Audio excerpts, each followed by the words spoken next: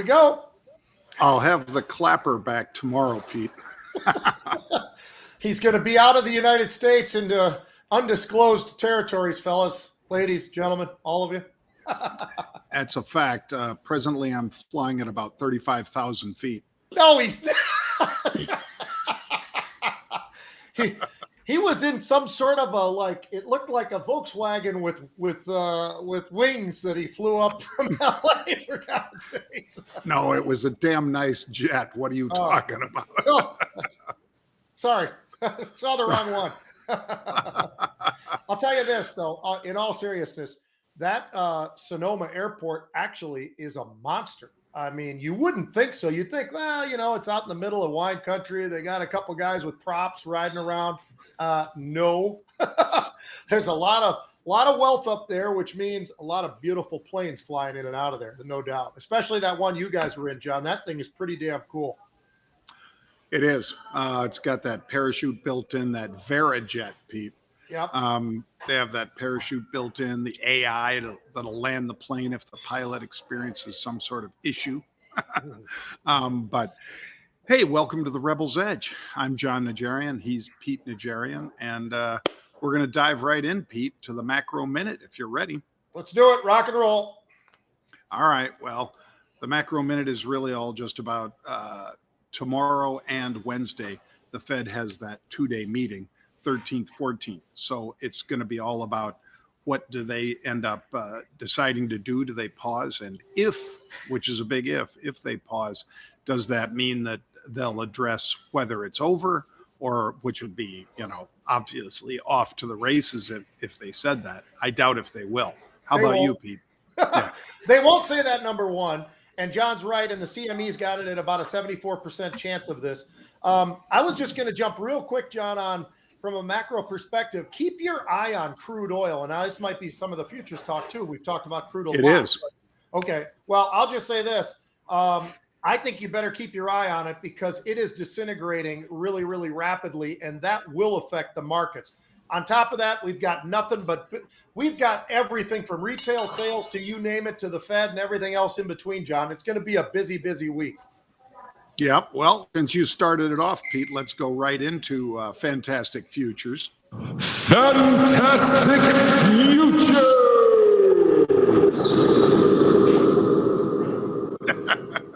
Love it.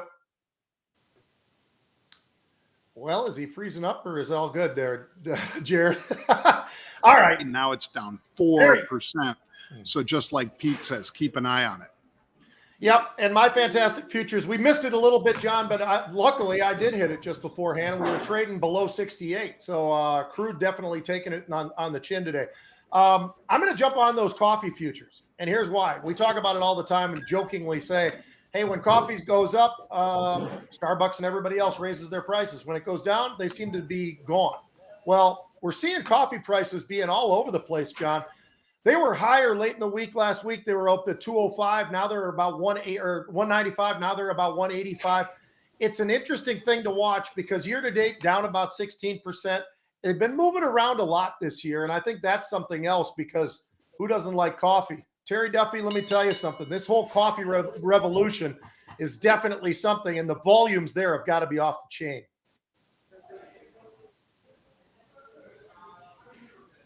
And we got John? We got John, but the internet's kind of up and down here in the plane. Just like a plane. So just like that, Pete. Let's talk about Carnival Cruise Lines. Basically, we've had unusual activity several times in this one, Pete. I know you know that. I'm just sharing it with the audience that the unbelievable guys at the team that have seen this have cited it time and time again, how much unusual activity we've seen. You know, going back to the beginning of the month, take a look at the stock prices too, folks. As it was climbing, they were still buying, then it climbed again and they were still buying. And the most recent couple trades, they've just bought these and bought them, Pete. Bank of America raised their price target today on Royal Caribbean, Norwegian Cruise Lines, and Carnival Cruise Lines, and JP Morgan did the same. Well, I'll tell you this, the Bank of America upgrade was pretty monstrous, John, because they went all the way to 20 bucks. And then you look at where JP Morgan, they went from 11 to 16. So certainly they're starting to feel a lot better about the cruise ships. They've had a great run of late. It's been an incredible run, actually, off of some of those lows that weren't that long ago, but the movement has been there. The unusual options have been there. I'll tell you, John, they still do burn a hell of a lot of cash. So that's something I think you got to keep in mind. But this short interest, that has been the trend within the markets. If there's been one trend, it's been the attack of the shorts and going after it with options, with the leverage. And if it works, it can be an absolute home run. That's exactly what we're seeing here in Carnival Cruise. The trends for themselves, as far as the bookings, is getting better and better and better. And these companies across the board are doing an extremely good job right now. Short interest is high, and that's why these things are just rocketing. Well, I think it's worth holding on to these too, Pete. I don't think you want to get out of them just yet. Yeah, they've been climbing, but I think, you know, when you look back at what they were prior to COVID, they still have room. All right, let's talk about CHINOOK, Pete, because the stock was up 56%. Their acronym tells you more about what they do. Kidney, KDNY. It's a kidney disease specialist, and they're going to be bought out by Novartis. Like we always say, as soon as they get to a certain amount of success, then the big guys step in, and that's just what they're doing here, Pete. Yeah, well, and the average daily turnover in the shares, John's about 690,000. Well, today it was 13 million in the first 90 minutes. So people were going in here and absolutely attacking it. Now, the number is a big number. This is a company that does have some drugs on the market, and everything does look pretty solid, but $3.5 billion, that's a big bite for Novartis, I think, on this particular name. It was about $1.5 billion before that. So that's a big number. I'll tell you this, short interest, again, we're bringing that up because there is that. Folks that were betting against it, they do have a nice pipeline, John. And this is what our father did for a living, right? I mean, he was a transplant surgeon, primarily kidneys, but he did the hearts, livers, lungs, pancreas, you name it. But kidneys was the biggie. And I'll tell you what, this is a monstrously incredible market. And it's something that I think Novartis must see has a great future behind it. But I still look at that, the phase 3, phase 2, phase 1. They've got a nice pipeline. They could use a few more, but it's a great pipeline right now into the kidney space. And this is going to be an absolute monster if it continues this squeeze. Yeah, and like Pete says, folks, this is a double-digit short. This is a 10% short interest. I think it just moved up over 10% in the last couple of weeks, Pete. So obviously nobody saw this coming. I'd love to say we had unusual activity in it, but nope, not this one. All right, how about CATALENT, Pete? They came out with smaller than expected loss, which is good. They basically guided pretty positively.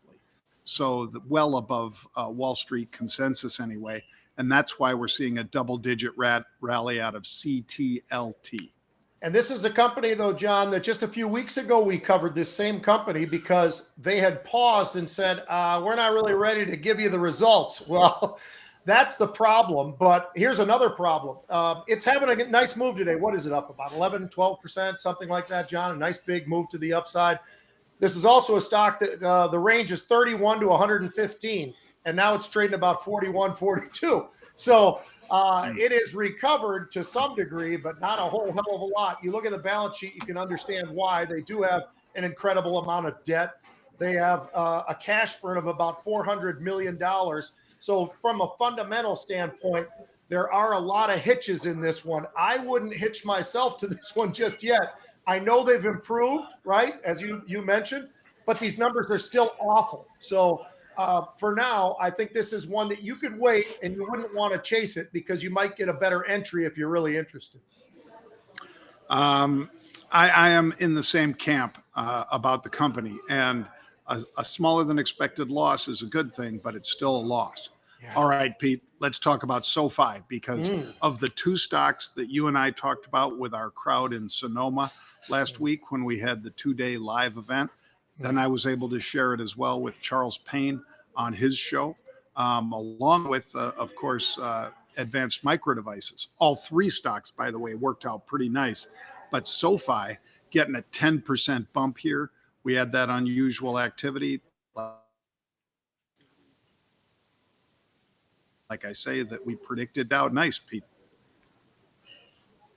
All right. Well, hopefully, if you didn't cut out too much, John, at least people could see it, and I think that's great. I think it's a great opportunity. Here's the other thing about this. How about the range of this stock, and how about the fact that it wasn't too long ago it was basically scratching around on the lows? A lot of people probably starting to think, hey, man, are these guys going to survive this whole thing during that regional banking crisis and everything else? And lo and behold, now it's at a 52-week high. So it's had a nice run. Oh, and by the way, we did have some call buying in this son of a gun just last week. We were doing it during the conference itself. I will tell you this. I trimmed today. Why did I trim today? Because discipline. I think it could easily go higher. I didn't sell the whole thing, but I certainly wanted to trim it because a very, very rapid move to the upside. I think with about 11 to 12% shorts in this name as well, we can say we have a group of squeezes going on. So I like the stock a lot, John. I don't think they're 100% out of the woods or everything is fantastic, but there's no reason why this thing couldn't make a little bit of a move, a little bit higher, and move those options just a little bit further along. So Truist, not too long ago, actually had an upgrade on this stock as well. So I think there is a basis behind it why it's been making this move, not just because of the shorts themselves. Yeah, it's certainly a situation, Pete, where the fact that they survived and obviously now, unlike some of their compatriots, have thrived, hitting a new 52-week high with that just 3 months ago, that March swoon that all those regionals and so forth really took in that pain. This is one of the few that's actually at a new high. So hats off to them. Yeah. All right, Pete. So now tell us about all things PGA and LIV, including one monster of a putt. Oh, and DP. You know, we all forget about the DP because it's a huge one. We all must know what that is, right? Probably not. Anyway, so there's a lot going on behind the scenes, John, still. Is this thing completely inked in and it's all over? I'm not positive of that anymore. You know, the more you hear about all the discussions and some of the things that are going on behind the scenes, John, it's pretty daggone interesting. That all being said, you go to RBC. We got all these other acronyms. You got LIV, you got the DB, you got the PGA. How about going to RBC and that tournament up in Canada? By the way, the first guy to win who's a Canadian in, I think, since like 1955 or 56 or something like that. But I know it goes back a long ways. But I'll tell you what, Nick Taylor, the guy starts off, John, with a 75 on day one. Now, how many people probably would have gone on the odds for him to win this tournament when your first round is a 75? My guess is he was considered a long shot after that until day two, where he had a 61. He followed it up with a 63. He followed that up with a 66. They go into this next round, right? You've got to do this thing where you're head to head. You know, and tee box to tee box, you're going after it. On the fourth one, anybody who hasn't seen it should tune it in because it's pretty daggone fun to watch a guy make a 72-foot putt, and it was a putt.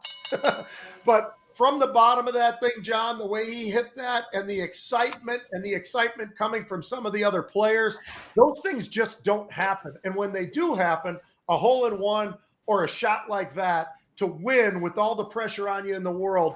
I'll tell you what, Nick Taylor, fun to watch. Congratulations to him. I'll tell you what, the viewership for that one was probably off the charts because we do know this. LIV had about 15 guys watching in little huts across the world, and that was about it. Nobody watched LIV golf at all, but the PGA is pretty happy about what happened over the weekend, John. That was a monster. Yep. I agree. And it was an exciting putt. I just retweeted it for you, Pete, so your followers and mine can see that putt because to see a 72-footer drop like that, pretty incredible.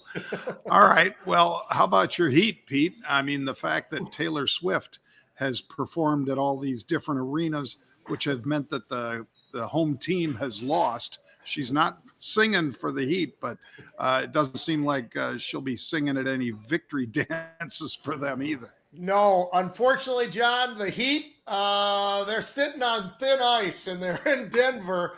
It's going to be a rough one, John. I don't know that they can make this thing work. It all comes down to this. They have not, other than one game, shot well from 3-point. Now, what did Denver do when they started to struggle shooting from the 3-point? They stopped shooting from the 3-point. They have that luxury, though, John, because they have the players to be able to do that. Unfortunately, Miami really doesn't have those same players. We've talked about how great it is that these guys, they're a long shot. They were a number 8 seed. All of those things, very much like the Florida Panthers. And the problem is, one of the reasons they were an 8 seed was, well, it took certain ways for them to be able to make some of these wins really happen. I would recommend this, though. Please watch these games. And I say that as a guy who's not a monster NBA guy. But the reason I say that is you are presently watching the best player in the NBA by far. How he didn't get the MVP is absolutely ridiculous. They're favored now by 9 points in Game 5. So the likelihood of that is probably pretty good because the way they're playing and the way Miami's been playing, it seems like everybody on the Denver team, somebody is stepping up. It could be Porter. It could be Murray. It could be Jokic, who's been unbelievable, right? I mean, he has been so incredible with everything that he's done, from the fact that he's done such a great job on all facets of the game, which is so rare. And I think the greatest thing I've heard that describes this guy is, think of Larry Bird passing or shooting the ball and how awkward he looked, but was unbelievable, and Magic Johnson passing the ball. If you put those two together, you've got this guy, and he's got to be a guy that you got to start watching. He's not a young guy anymore, but man, is he the best player in basketball or what, John? I'd say yes. That's the easy answer, Pete. He is, and he deserved the MVP. That's not to denigrate the gentleman who got it, but I thought that was just a monumental performance. And he pretty much puts the team on his shoulders, like you say, either with scoring or with passing. And the fact that he's already got a triple-double in the playoffs. When was the last time a 7-footer had that, Pete? You know, you don't see that very often. So no, yeah, it's unbelievable. And I'll tell you, the other one has been fun. It got a little bit more fun when Miami was able to get there, or Florida, I should say, is getting a little bit closer. But the Knights are just on fire. I don't know that Florida can take them down, John. They just the Knights are playing at a different level, so it seems, than Florida is right now in the series. They got one, but I think it's going to be a tough one. And I'll tell you, John, we got to go to a hockey game in that arena. I've been there once, but we got to go again, because that and a Raider game sound like a pretty good weekend sometime if it ever crossed paths and it works out, that'd be a hell of a lot of fun. Well, Pete, Liz Clayman's producer, the one that booked you and me on there together in July on her show, he really wants to go out to the Jets facility and watch them working out. So I'm not sure if they'll already be in camp on the 17th when we're out there, Pete, but we'll make it happen during the season, if not during the preseason. Yeah, that'd be great. That'd be a lot of fun. I'm looking forward to that. John, football talk never ends. 365. We try to move a little bit away from it. Today, we got away from it a little bit, but I'm sure there'll be some stories, because Dalvin Cook's about to sign with somebody, and I hope it's your Chicago Bears. That would be great. We need them. Well, thanks for joining us, folks. I hope you have a great one. Pete and I will be back at 1 p.m. tomorrow. Till then, have a great day.